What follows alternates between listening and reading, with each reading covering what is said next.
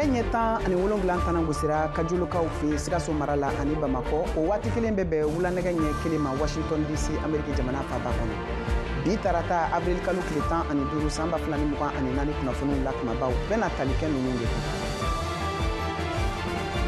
Mali jamanadenw ka barosigiba dialogue intermalien kuncɛra kunun tɛnɛ Bamako sigidaw kɔnɔna la. Musow jɔyɔrɔ kɛra mun ye barosigi in kɛnɛ kan. Togo jamanatigi sigi kalata labɛn baaraw daminɛna farafina tilebiyanfanw ka tɔnba CEDEAO tun makɔnɔlen do Togokaw fɛ ka sabu kɛ politiki ko gɛlɛya min bɛ u ka jamana kɔnɔ. Tchad jamanatigi sigi kalata yɛrɛ kofɔw bɛ senna jamanatigi Mohamed Idriss Déby ye campagne kurubon kari avril kalo tile 14 n'a yɛrɛ sugandilen do ka kɛ o cɛbɔ ye ka fara jamanatigi dankan Success Masrad kan min cɛbɔ ye mɔgɔ 10 ani kɔ ye Tchad jamana kan.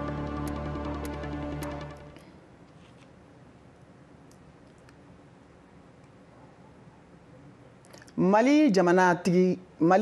ka barosigiba min bɛ wele ko dialogue intermalien o daminɛna kabiri kari don ni k'a kuncɛ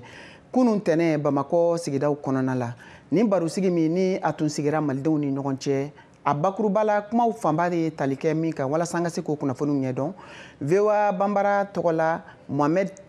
Abdul Aziz Khalil ale ye a hakilinaw di Kayatu Tarawele ka kuma baranin na. Hakililajigila kulu min sigilen do bɛn ladilanni kama ale ye o kuma lasela ye ka bɔ Bamako. Ala fo k'ala barikada k'a daminɛ sibiri ni dimanche ni ntɛnɛn na dialogue intermalien direct an y'an sigira ka commune 6 kɔnɔ Mali fan bɛɛ commune 800 ɲɔgɔnna na donc ani dɔɔni donc a kɔni kɛra maliyɛnw bɔra an ye cɛw ye an ye musow ye an ye mɔgɔ minnu y'a yira an na k'a fɔ jamana ko in de b'u kanu b'u la. Ayiwa sujet tabou ma k'a la sujet bɛɛ kɔni discutera autour de thématique 5 tun bɛ yen an ye ɲɔgɔn sɔrɔ o de kan donc an kɔni ye jateminɛ ye k'a fɔ maliyɛn b'a fɛ u ka bɔ nin lahala kɔnɔ u ka lafiya an b'o ko de sira kan o tile 3 baara kɛra ka tila ka rapport k'a la ka recommandation kɛ recommandation caman de b'o la mais an kɔni jateminɛ mun kɛ k'a fɔ mɔgɔw engouement ba de la parce que mɔgɔ caman de bɔra an ye personne vivant avec handicap minnu bɛ ni lujuratɔ don an y'olu ye an ye alimamuw ye an ye politicien dɔw fana ye kɛnɛ kan ye an ye musow ye an ye denmisɛnninw kɛnɛ kan minnu nana ka n'o da don sigi ka fɔ yen an fɛ tile 3 an kɔni y'o de jateminɛ tiɲɛ yɛrɛ la an b'ala barika da o ko la kosɛbɛ. Ayiwa nin bannen kɔfɛ sisan mun de bɛna kɛ kɔfɛ. Donc y'a dɔn sigi in kun ye sigi 3 ye fo ka taa se n'a ka di i bɛ se ka fɔ 4 an bɔlen communal la an bɛna régional de kɛ régional o bɛ kɛ région bɛɛ kɔnɔ mais régional fana couplenen don ni diaspora ta ye maliyɛn minnu bɛ jamana kɔ kan olu fana ka sigi bɛna boloda olu b'u da don kuma na k'u hakilila fɔ u fɛla ko ye mun ye mɔgɔ si ma to ko nin na yanni baara in ka daminɛ an y'a kanu k'a fɔ bɛɛ sen ka don a la donc an ni mɔgɔ caman sigira ka kuma ka kɔn alimamuw politiciens syndicats ani cɛw ni musow ka tɔn bɛɛ kuma commission na an n'u bɛɛ sigira an kuman'o kan an ye TDR d'u ma u y'a lajɛ donc nin kɔfɛ régional de bɛna kɛ ani diaspora n'o bɔra an bɛ taa ka taa national la donc ni national kɛra k'a ban o de gafe bɛna di président de la transition ma recommandation donc ale bɛ sɔrɔ ka na a ka dalakan d'a ma sa k'a fɔ minnu bɛ se ka bila bala olu ka bila bala joona télé la pour que Mali bɛ se ka bɔ nin dingɛ kɔnɔ an bɛ lafiya sɔrɔ cogo min. Musow jɔyɔrɔ kɛra mun de ye nin barosigi in kɛnɛ kan Kayatu Tarawele sera Fanta Keita ma kulu min ni a sigilen don n'a bɛ wele ko comité de pilotage de dialogue intermalien ni a sigilen don bɛn ladilanni kama malidenw ni ɲɔgɔn cɛ ale y'o tɔnden dɔ ye ka bɔ Bamako an ka seereyaw lamɛn. Concertation bɛ sen na a daminɛna ni togodalaw ye ani sigidagalenw n'o ye kominiw ye fo ni yɔrɔ min ka gɛlɛn kosɛbɛ hali o yɛrɛ fɔra ko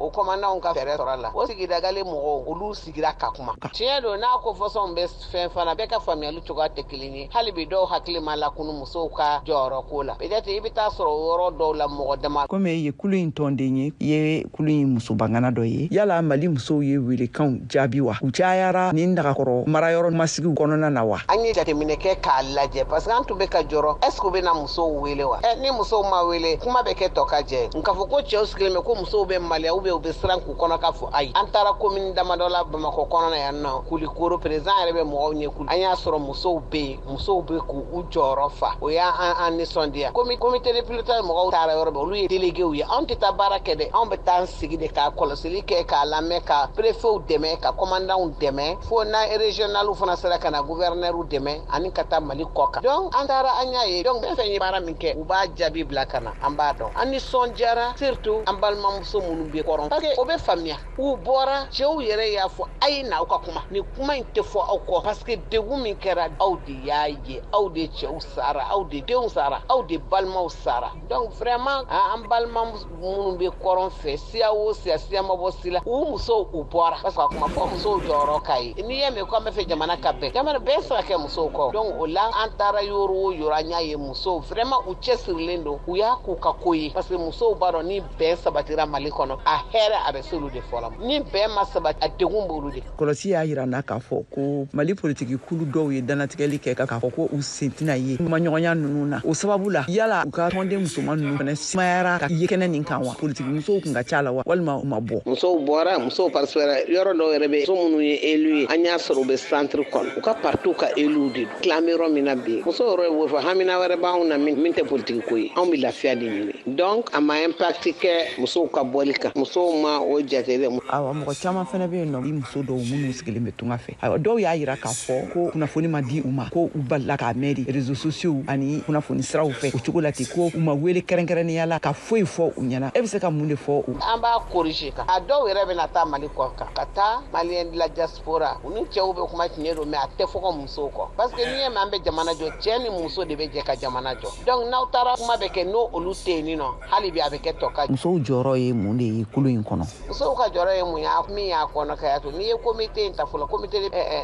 comité pilote in ta fɔlɔ o comité in ɲɛ don mɔgɔ 146 don mais n'i y'a jate minɛ i b'a sɔrɔ muso min b'a kɔnɔ a bɛ muso 30 ni kɔ bɔ donc comité in kɔnɔ bɛɛ de bɛ bɛɛ hamina de bɛ yen n'i ye diinɛ ɲɛmɔgɔw ta n'i ye diinɛtigiw ta n'i ye jagokɛlaw ta n'i ye muso jɛkuluw ta n'i ye denmisɛn jɛkuluw ta n'i ye an ka kodɔnna jɛkuluw ta ka karamɔgɔw ta ka églisew ta communicateur traditionnel don dugutigiw bɛɛ de wililen don ka na an ka baara in bolodali kɔnɔ donc n y'a f'i ye cogo min na musow ye jɔyɔrɔba k'a la parce que mun na musow b'a dɔn ko ni kɛlɛ in kɛra degun bɛ musow de kan kɛlɛ fɛn fɛn kɛra a bɛɛ ɲangata bɛ se musow de ma musow n'u denw donc vraiment ni sigi ka fɔ min fɔra musow b'a fɔ ko tare parce que mun na surtout k'a fɔra aw bɛ kuma min b'aw fɛ duguda la fɛn fɛn kɛra a tɛmɛ parce que n'aw ma aw kɔnɔnajɛya ɲɔgɔn ye n'aw ma kuma bɛɛ fɔ ka nɔgɔ bɔ a bɛɛ la bɛn tɛ ka kɛ parce que mɔgɔw b'a fɔ cogo di jeli tɛ kɛnɛya nɛn kan donc vraiment dialogue in o kɛra sababu ɲuman ye anw musolakaw bolo muso minnu b'a la y'a dɔn kɔni a kɛra cogo cogo an b'a miiri n'an bɛ baara la anw b'a miiri an ka musow ka jɔyɔrɔ de la musow ka degun de la musow ka baara de la a n'an denw an tɛ ɲinɛ an denw kɔ donc dialogue sigira o kan. Ka tɛmɛ ni an ka kunnafoniw ye sɛgɛsɛgɛliw ye a lase an ma k'a fɔ ko Mali wasaden kɔrɔ min tun bɛ CNT la n'a bɛ wele ko Isa Kawujim tun b'a fɛ ka bɔ ko ka taa Faransi jamana kan min dan sigira furancɛ fanga ɲɛmɔgɔw fɛ. VOA Bambara kunnafonidila Bakasi Kura wulila ka se a ma a ye seereya minnu sɔrɔ a bolo ka bɔ Bamakɔ an ka jɛ an k'o lamɛn. Tun ye ŋaniya sigi ko n bɛ taa Faransi ka taa n lafiya ka tɛmɛ ka taa Ameriki jamana la komi o jamana ninnu n'olu ka di kosɛbɛ dimanche don taara aéroport la n ye formalitéw kɛ à la dernière minute commissaire nana ko au nom des plus hautes autorités du pays ko jamana ɲɛmɔgɔw ko yamaruya ma di ko n ka bɔ jamana kɔnɔ n ye ɲininkali kɛ ko kunnafoni t'u bolo ka di yan donc an bɛ nin gɛlɛya in de kan an lajabalen don yan hakɛ foyi t'an bolo an tɛ se ka politiki baara kɛ an tɛ se ka bɔ fana ka taa yɔrɔ min ka d'an ye. Mais o k'alugu tɛ bɔ ka sɔrɔ mɔgɔ caman bɔra alu fɛ pourquoi ele kelen no. Bon o kɔni fo n'a ye fanga ɲini o la parce que nin t'u siɲɛ fɔlɔ ye tuma bɛɛ ni politiki ko wulila ni ne ye jɔyɔrɔ ta min man d'u ye o bɛ ne bali ka bɔ olu de b'a dɔn mun na n'o tɛ parti politiki dɔw bɛ yen olu bɛ bɔ u bɛ don o tɛ fɛn f'u ye mais ne kɔni ayiwa ne ta ma nɔgɔ bolo kosɛbɛ mais olu de bɛ se k'o jaabi ne tɛ se k'o jaabi. An fana ye ko fanga ko parti bɛɛ ka baara ka lajɔ ko suspension des activités alu ka miira ye jumɛn ye ale. A ma bari ne na parce que e b'a dɔn ni jamana b'a fɛ ka sɔrɔdasi fanga wajibiya a bɛ na ni sɔrɔdasi fanga de ye bon sɔrɔdasi fanga ni démocratie tɛ taa démocratie a bɛ ɲɔgɔn sɔsɔ a b'a hakilinaw fɔ jamanadenw mana danaya da min ka fanga bɛ d'o ma mais sɔrɔdasiw b'a fɛ ka to fanga la donc sira o sira bɛ se ka kɛ k'o don jamanadenw kun ma u b'o baaraw boloda a b'a kalama bɔra G5 la u bɔra MINUSMA na u bɔra CEDEAO la bon ko parti politique baara tɛ kɛ ni parti politique baara tɛ kɛ o tuma parti politique bɛ se ka mun kɛ jamana kɔnɔ to an y'a faamu u b'a fɛ ka segin n'an ye Musa Traoré général Musa Traoré ka dictature système u b'a fɛ ka segin n'an ye o de la mɔgɔ mɔgɔ bɛ se ka jamanadenw kunnafoni k'u hakililaw fɔ jamana kɔnɔ ni jamana kɔ kan i n'a fɔ anw n'a ɲɔgɔnw u bɛ bi an kan ni fanga sera u b'a minɛ k'an datugu ni m'o sɔrɔ o kuma u bɛ fɛɛrɛ bɛɛ kɛ pour que an bɛ se ka bi jan kɔnɔ min b'a to u b'an lajaba donc a balili tɛ dɔwɛrɛ ye parce que u bɛ ka fɛ ka fanga to fanga la u t'a fɛ ka fanga bila donc u bɛ fɛɛrɛ bɛɛ kɛ awa ka bi parti politique kan o gɛlɛya de bɛ parti politique kan ne yɛrɛ ka misaliya y'o fɔ kuma daminɛ na. mais Choguel Maïga don ko komi guerre lo bɛ yen ko o bɛ kɛlɛ laban est-ce que tiɲɛ t'a fɛ dɔɔnin wa ko ni kɛlɛ ma ban est-ce que politique man kan ka bila kɔfɛ dɔɔnin a bɛɛ bɛ bɛn. e bɛ se k'o jaabi o ne hakili la IBK sigira k'an to kɛlɛ kɔnɔ IBK ka mandat filanan kɛra k'an to kɛlɛ kɔnɔ olu yɛrɛ ye constitution kura min sigi u y'o sigi k'an to kɛlɛ kɔnɔ bon bi k'a fɔ ko kɛlɛ bɛ jamana kɔnɔ o tɛ dalilu ye hali ni kɛlɛ bɛ jamana kɔnɔ olu ni jamanadenw bɛɛ de kan ka sigi ka bɛn ko dɔ kan mais olu tɛ se ka sariya ta k'o boli jamanadenw kan parce que marifa b'u bolo ale min b'o fɔ n'ale yɛrɛ tun bɛ IBK ka fanga la ale ni anw de jɛra ka M5 kɛlɛ kɛ mais bi bon a jɔyɔrɔ kosɔn a bɛ tugu sɔrɔsiw ka hakilina kɔ pour que ale yɛrɛ fana bɛ se ka dɔ sɔrɔ a ko la n'o o kuma in tɛ dalilu ye parce que n'o ye dalilu ye min ye référendum ye o tun tɛ se ka kɛ o référendum kɛra ka constitution kura sigi o y'a sɔrɔ Kidal ma libéré mais Kidal yɛrɛ olu ko Mali bɛ fan bɛɛ ni Mali bɛ la bali ka taa kala ko tɛ o u b'a fɛ ka to fanga la de donc u bɛ kumaw fɔ don o don kuma min n'u bɛ se ka o don jamanadenw hakilila la. kunnafoniw bɛ taa n'an ye farafinna gunkana kan an bɛ taa Cad jamana kan u ka jamanatigi sigi kalata yɛrɛ ko fɔw daminɛna min kurubon karila jamanatigi Mohamed Idriss Déby fɛ a ye a yira k'a fɔ ko campagne dayɛlɛlen kɔfɛ avril kalo tile 14 n'o bɛnna kari tɛmɛlen ma ko ale bɛna a ka layidukanw dafa ni o de ye ka wulikajɔ hakilinaw sigi sen kan ko walasa ka se ka fɛɛrɛ ɲini lakanako ani sɔrɔ yiriwali kow la fana ka fara o kan fanga sinɛmatɔnw olu kɔni ye a yira k'a fɔ ko fɛn min ye a ka kumakanw ye k'olu tɛ kumakan lajɔlenw ye bawo k'a tun ye fanga ta san 2021 waati min senfɛ a yɛrɛ wolofa n'o tun ye jamanatigi kɔrɔ ye Idriss Déby Itno o fagalen kɔfɛ jɛkulu maramafɛntigiw fɛ min kɛra Cad kɛɲɛkayan fan fɛ ka taa ni kunnafoniw ye an bɛ taa Togo olu ka jamanatigi sigi kalata yɛrɛ kofɔ baaraw fɛnɛ daminɛna nka gɛlɛyaw donnen don a kuɲɛ la min bɛ tali kɛ politiki ko nasiraw kan o y'a to farafinna tilebiyanfanw tɔgɔla tɔnba CEDEAO tun makɔnɔlen don u ka jamana kɔnɔna la walasa ko ka taa kumaɲɔgɔnya jalatigɛliw kɛ min bɛ se ka kɛ sababu ye ka fitinɛ dalafaga u ka jamana kɔnɔ ni o dɔ walila u ka sariya sunba falenni na marisi kalo waati hakililajigila kalata o labilalen don n'o ye nagakɔrɔ kalata ani wasaden kalata ye avril kalo tile 29 san 2024 an bɛ dogo kunnafoniw kun filanan kɔnɔ ka foli ni tanun kɛ aw kelen kelen bɛɛ lajɛlen ye k'a lase aw ma k'a fɔ aw sɔgɔlen don VOA Banbara ka malikura kunnafoniw na a ka jabaraniso ani arajoso kan an bɛ fiɲɛ minɛ ka segin ka na aw ma ni jɛmukan tako filanan ye.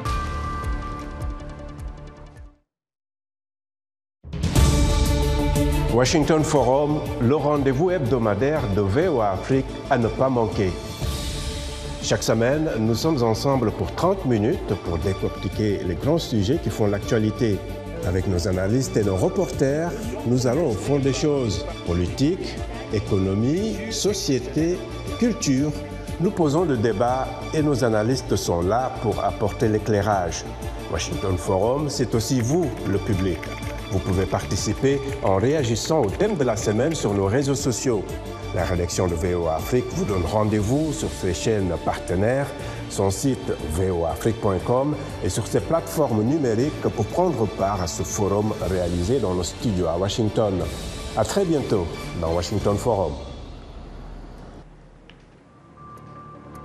Bi tarata ye a tile fila ye Ameriki jamanatigi kɔrɔ Donald Trump ka kiiritigɛw daminɛna New York kaw fɛ Trump a yirala k'a fɔ ko a ka ɲi k'i makun kiiritigɛlaw ɲɛkɔrɔ ani ka fara a ka soronadonikɛlaw kan walasa kiiri u bɛ se k'a latigɛ cogo min na VOA tɔgɔla Mohamed Touré ka bɔ Washington.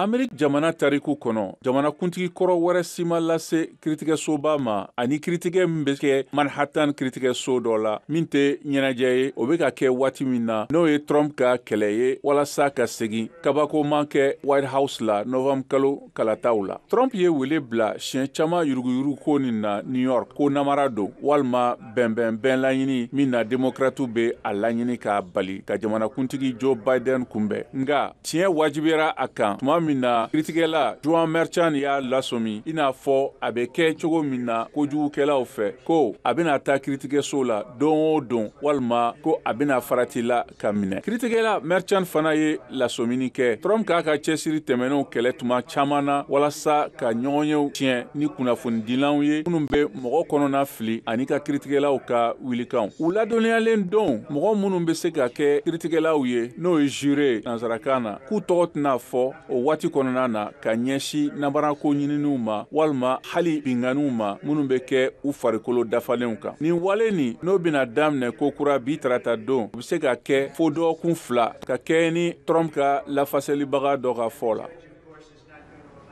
Jamanatigi kɔrɔ n'o ye Donald Trump ye ni a ka kiiritigɛw bɛ senna New Yorkikaw fɛ yen ko k'ale jigi kɔni b'a kan k'a fɔ ko Ameriki jamana kɔnɔna marabolo kan k'u ka sariya sigi sen kan min bɛ tali kɛ kɔnɔtiɲɛ o dansigili kan. Ni ma kofɔlen min ni cɛ bɔ don Novembre kalo la a ye lasili minnu kɛ bayɛlɛmana an ka jɛ an k'o kunnafoniw lamɛn Mohamed Touré fɛ. Girinkajɔlaw minnu bɛ tamasɛn sɛbɛnkalata la min b'a jira an fariw an ka kɔnɔlagosiw. Kɔnɔtiɲɛ n'o ye fɔɲɔgɔn babu ye ni jamanatigisi kalafili nin na o ye fanga kura sɔrɔ dɔgɔkun tɛmɛnen na ni Floride jamana kiiritigɛsoba ye sariya dɔ ta min bɛ kɔnɔtiɲɛ bali jamana kɔnɔ dɔgɔkun 6 kɔfɛ. Trump b'a bolo lamaga foli la foroba dɔnkili san 4 wɛrɛ. Républicain cɛbɔ jamanatigisi kalatala min bɛ wele ko Donald Trump o bɛ ɲininkaliw kɛ tugun n'a bɛ a ka politikitɔn mɔgɔba dɔw dɛmɛ minnu b'a fɛ ka kɔnɔtiɲɛ bali jamana kɔnɔ. A ka fiɲɛ sarafɛ kunnafoni diyɔrɔ kan Trump y'a jira ko mara kelen bɛ kan k'a yɛrɛ ka latigɛw kɛ. Girinkajɔlaw ye taama kɔrɔ cɛ ni sɛbɛn taamasiyɛw ye min na a sɛbɛn bɛ ɲɛnama taama an bɛ denyɛrɛninw kanu awɔ an bɛ u maduma. Donald Trump, Republican cɛbɔ jamanatigisi kalata la. Many states will be different. Many will have a different number of weeks or some will have. Mara caman bɛna kɛ danfara ye, caman bɛna kɛ dɔgɔkun hakɛ wɛrɛw ye, walima dɔw bɛna kɛ ni sariya kɔrɔlenw ye ka tɛmɛ dɔw kan, wa o de bɛna kɛ. A laban na a bɛ tali kɛ mɔgɔw sago la. Cɛ dɔ bɛ ɲɔngirili kiiritigɛsoba ɲɛkɔrɔ tamasiyɛn sɛbɛn b'a a bolo. An ka deli ko kiiri Roe ni Wade ka ban. Jo dɔ bɛ maraw bolokɔrɔ san 2022 kiiritigɛsoba ka latigɛ dɔ kɔfɛ min ye san 50 ɲɔgɔn bɔ jamana fanga ka kɔnɔtiɲɛ lakanani na. Trump bɛ taama ka na kumatayɔrɔ la ani ka foli bila jama ye. A ka jatalan na n'o ye video ye kɔnɔ Trump ye foli lase kiiritigɛla 6 ma u tɔgɔ la. A ye mɔgɔ 3 minnu sigi sen kan k'a fɔ ko ale de ye waso a mɔgɔ ye min ka baara ye ka foroba jamana ka kɔnɔtiɲɛ lakanani ban.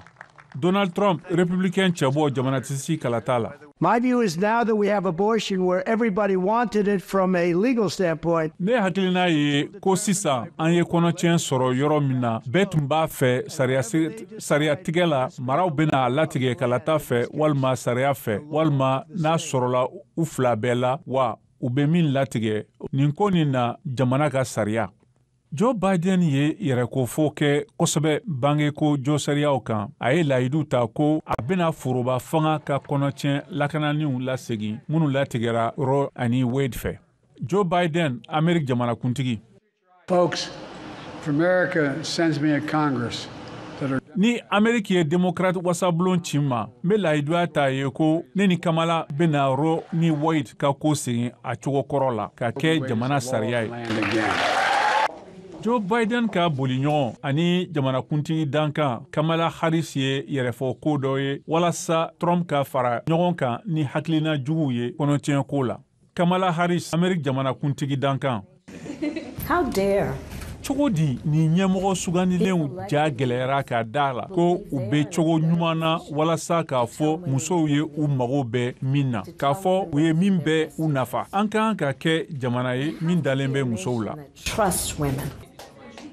Harris ni Biden bɛ ka sinsin bangeko jo sariyaw kan baw kabini kiiritigɛsoba ka latigɛ nin kɛra kɔnɔtiɲɛ kɛra politiko ye min bɔnɛna a la républicainw fɛ ni dɛsɛba 2 kɛra jama ɲiningaliw la Ohio ani Kansas maraw la.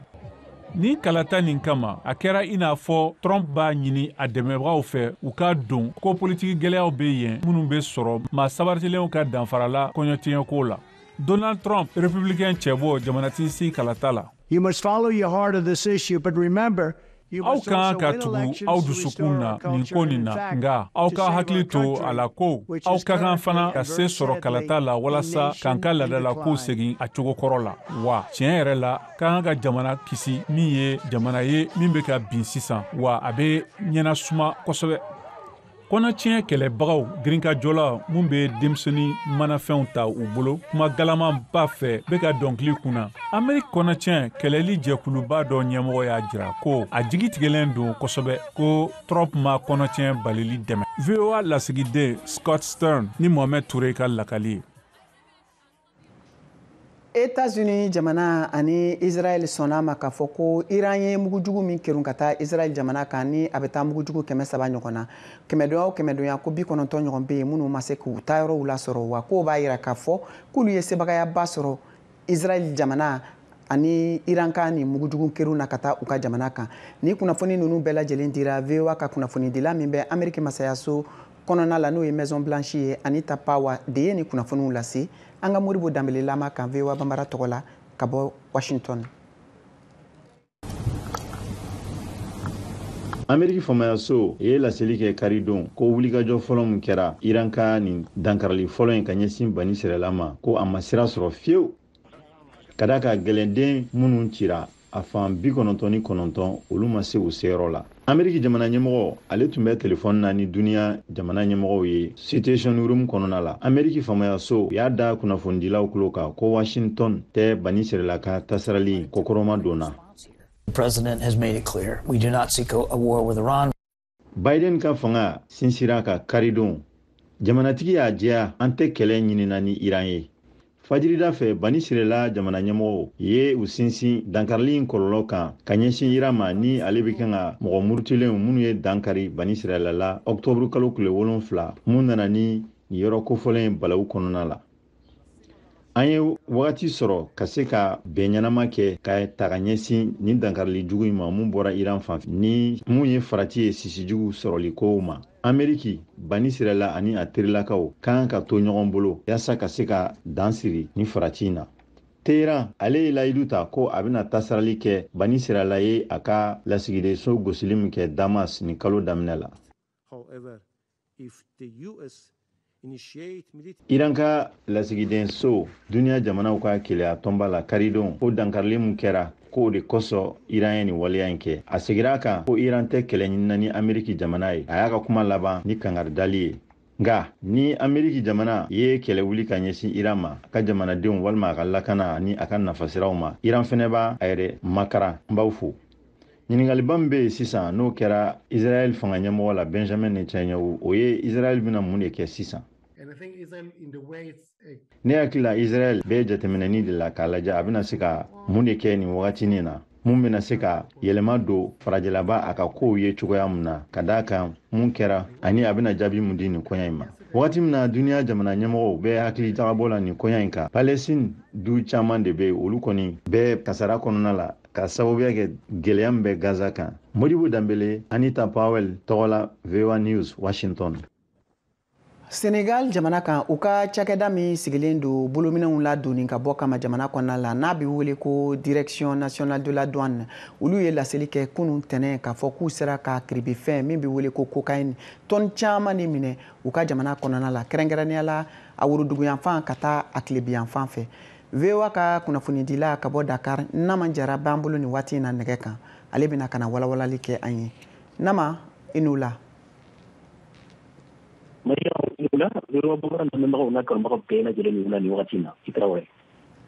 Ayiwa ka kɛɲɛ ni kunnafoni ye min bina kunun tɛnɛ aw ka douane fɛ e ye kunnafoni laban jumɛnw sɔrɔ a ko ɲɛ kan? I y'a fɔ kunnafoni laban minnu bɛ yan ka mɔgɔw ladɔnniya kunun minnu bɛ kɔnɔ kunnafoniw y'a jira ko a era mobiliba dɔ kɔnɔ o mobiliba in a bɔra Senegali jamana dɔ la n'a ni Senegali bɛ sigi ɲɔgɔnya nka kunnafoni sow bɛɛ jira k'a fɔ Mali mobiliba dɔ de don ni douaniw y'a jira sɛbɛn kɔnɔ ko kura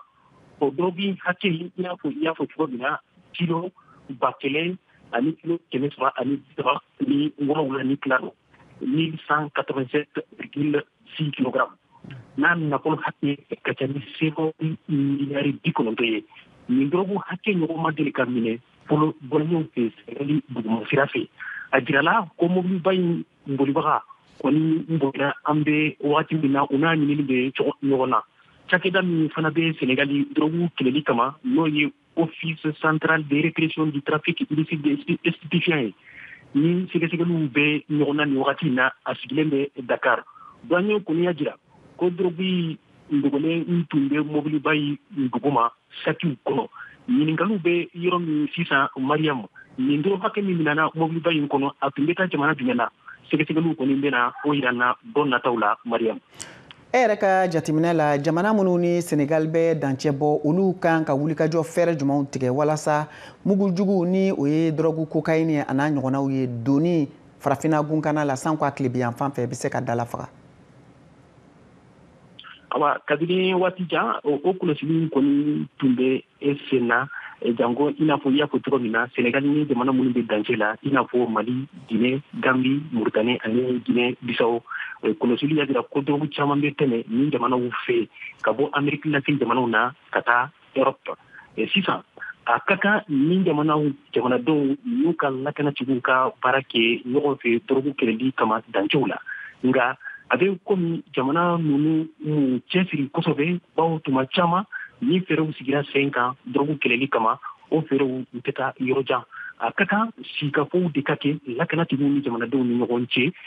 minnu sigiyɔrɔ bɛnna dancɛw la ani jɛkulu minnu fana bɛ jamana ninnu dancɛw la u bɛɛ lajɛlen ka sigi ka kuma ɲɔgɔn fɛ o bɛ se ka kɛ fɛɛrɛ dɔw ye kɔlɔsiliw barikaw bɛ se ka bonya walasa ka fɛɛrɛw sɔrɔ dɔrɔgu kɛlɛli la Mariam. Fɛn min ye jamanadenw ye kuma laban na olu kan ka fɛɛrɛ jumɛnw tigɛ ni jamana ninnu kan walasa kunnafoni ɲuman bɛ se ka di cogo min na lakana baarakɛlaw ma? Jamanadenw ka kan ka fɛɛrɛ minnu sigi sigidaw la o de ye u ka kɔlɔsiliw kɛ n'u ye mobiliba dɔw ye n'u sigara la u ka a kunnafoniw lase joona lakana tigiw fɛ ani n'u ye mɔgɔ ye n'u t'a bɔ yɔrɔ dɔn ni fɛn dɔ b'a bolo n'u sigara kan u ka taa fɔ lakana tigiw ye joona nka kɔlɔsiliw fana y'a jira k'a fɔ minnu bɛ sigidaw la u bɛ siran waati dɔ la ka kunnafoniw lase lakana tigiw ma o de ka kan ka bila sisan u ka fɛɛrɛw bɛɛ kɛ ka cɛsiri o la ka lakana tigiw dɛmɛ ka k'u lafaamuya ani ka kunnafoniw las'u ma lakana tigiw fana ka kan ka sigida la mɔgɔw fana lafaamuya kunnafoni dicogow la walasa ka fɛɛrɛw sɔrɔ joona dɔrɔgu kɛlɛli la dancɛw la. An ka foli b'i ye Naman Jara nin tun ye VOA ka lasɛlikɛla ye ka bɔ Dakar ka tɛmɛ ni kunnafoniw ye an bɛ farikolo ɲɛnajɛ kunnafoniw lamɛn Alidu Wederago bolo ka bɔ Bobojo la so.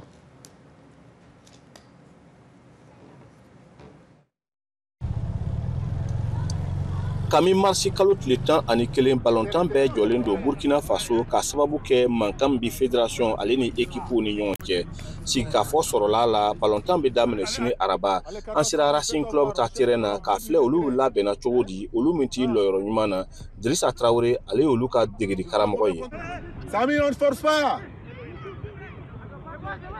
Ni ko équipe forme na yɛrɛ la n bɛ se ka nkalon dɔɔni tigɛ parce que joueur ninnu o bɛ bɔ mais o bɛɛ tɛ bɔlon kelen voilà dɔ bɛ se ka bɔ bi a tɛ ye sini bon et puis bon an nana kɛ tile 2 entraînement ye nin bon n tɛ se ka fɔ o bɛ forme na ten dɛ voilà donc tile 2 nin yɛrɛ la an bɛ sera ka rythme remonter ka filɛ a bɛ se ka saba donner quoi. Racing Club ale bɛ lɔyɔrɔ 17 la bi équipe 18 cɛ ma o bɛ deuxième division dara jatigɛ lo équipe mɔgɔw bɛɛ ma i n'a fɔ degeli karamɔgɔ b'a fɔ cogo min.